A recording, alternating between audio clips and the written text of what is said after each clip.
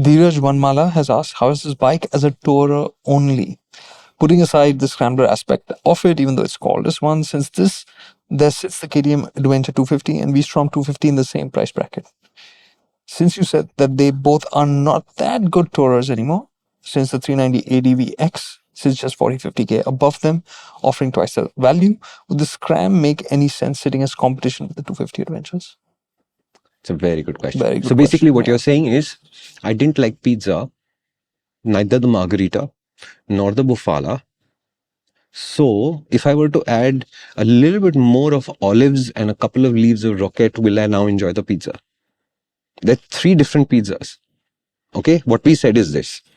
The V-Strom 250 is actually a really nice bike, but it would have been an amazing motorcycle if Suzuki had bothered to tune the suspension to account for its new role, which Suzuki did not do. What we said for the KTM 250 Adventure is it has an amazing frame, but the engine doesn't keep up with the frame because the ignition map is the calm one from the Duke, which makes this bike just feel slow. What I'm saying about the Scram is that the spec is super dull, but the motorcycle comes together to give you strong feelings.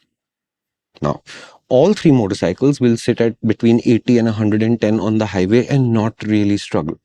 The V-Strom is refined, the Scram is refined, the KTM vibrates its way into refinement. In the KTM, 5 to 5500 RPM, which you will use a lot on the highway, has strong resonance, which you will feel. But these are, to me, more flavors than cancel this and select that. The easiest way to do this, go for a test ride with the clear intention of saying, can I find the reasons not to buy this motorcycle? Don't go there trying to select the motorcycle. Go there trying to say, I want to figure out why I shouldn't be buying a Suzuki. Then go and say, I want to figure out reasons why I shouldn't be buying the KTM 250 Adventure. And then go and see if you can find reasons not to buy the Scram 440. You will discover that there are 3 completely different experiences, and trying to interchange one another, it doesn't work.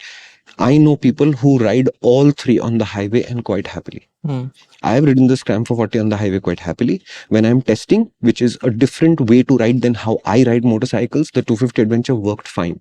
We went for a ride together with the boys. Aditya kept up with the boys. He said, yes, I had to work the throttle harder when you guys accelerated past something because he was on the smaller Adventure and we were on the larger one.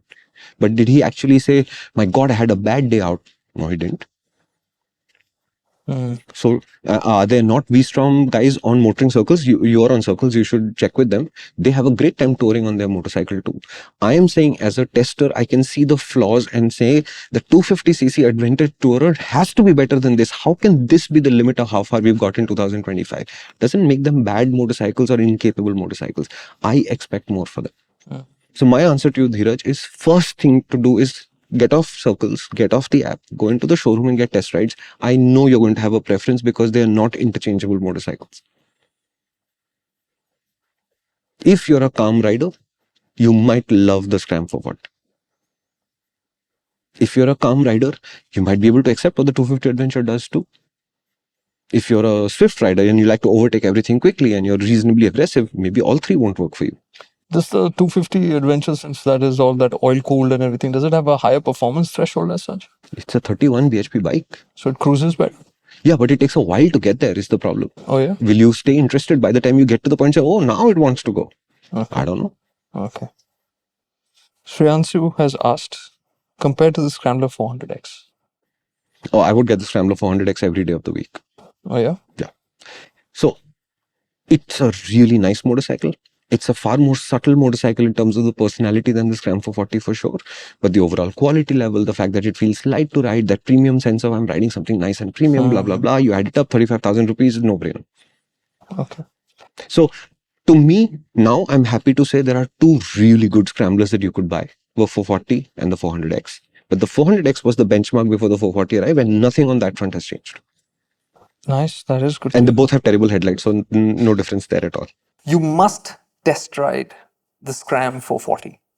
Shumi has said that many times in this latest episode of the Scram 440, where he's spoken about his riding experience of this Royal Enfield. What's the reason for that? You can find out on the episode, which is playing on the MotorInc app right now. And the MotorInc app, as always, has been free to download. Do so now. Sign up. That's all you need to do to watch this video and join us in the conversation.